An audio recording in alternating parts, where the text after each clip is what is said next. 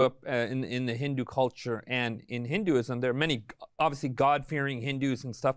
But the literature is a lot of myths and stories. Exactly. But many of these don't have archaeological confirmations. It sounds like the Bible is definitely a real book describing real people in real locations. Exactly. Who had real experiences with a very real God. Exactly. And in Hinduism and many of these Eastern religions, it's more ephemeral. They're ideas, philosophies, that kind of thing.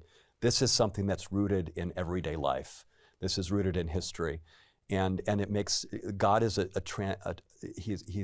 he's a God who interacts in human history, interacts in our lives. And so that is something that is very, very unique and really makes the Bible unique when compared to all these other major religions out there. You're not going to find an Institute of Hindu Archaeology or Buddhist archaeology or Taoist archaeology because it doesn't lend itself to that kind of investigation. That's incredible. Just more evidence for why we can trust the scriptures. That's right. But I got one more question for you. Yeah. As someone who has studied the ancient Near Eastern accounts, as you look at these other cultures and their description of history, whether it's creationism, whether it's flood, whether it's some of their kings, what do you notice as distinctives of biblical history versus these other ancient Near Eastern accounts in regards to their understanding of God, of humanity? What do you notice are clear differences here?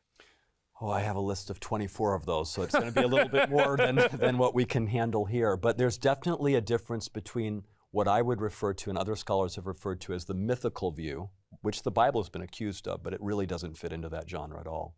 The mythical view, which is polytheistic, which is pantheistic, where the cosmos and God are the same in one. The Bible teaches that that God is the creator and separate from the cosmos, and it's something very, very different. That allows him to interact in the cosmos. Otherwise, we just all are really part of God, right? In the end, when you boil it down.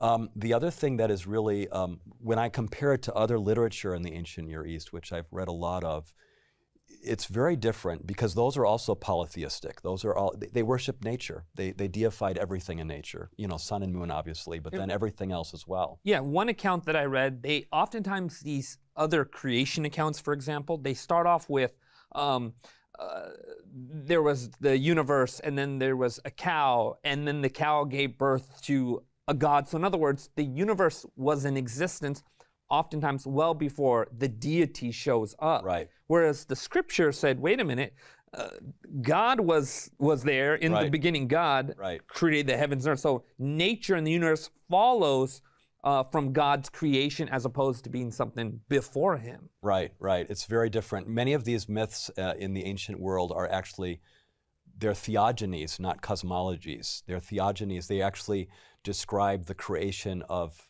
the universe as gods, and they're kind of personified. I mean, the Egyptians had 22,000 gods. Everything was deified. I think in Hinduism, that has been multiplied to 33 million gods, right? So that's what was that word continuation. You used? What was that word? Theogony? Theogony. It's a theogony. It's a creation of gods by the gods. Wow. So in these other accounts, you see the creation of gods, whereas the scriptural account says no. God has always been there. You look at Greek and Roman mythology, and the gods are very capricious. They're very much like us. They have relations. They have children. They get into fights. They get into conflict. Exactly. You don't have that in the Bible. There's one God. He's sovereign. He's wonderful. He creates a perfect world, and he finds a solution for humanity in that imperfect world after sin enters. And there's something amazing about that. The other thing that is really amazing in the Bible, while we're on this tangent a little bit, is this. When I read the Bible, and I read ancient Egyptian texts, for example, I'm an Egyptologist, and in the Egyptian texts, the Egyptians are always victorious in their military campaigns. There's never an admittance of defeat, ever. You read the Babylonian texts, the Hittite texts, the Assyrian texts. They get rid of it. They get rid of the defeats, or they're quiet about them. They never talk about them at all. You read the Bible, it's filled with God's people's triumphs as well as their defeats.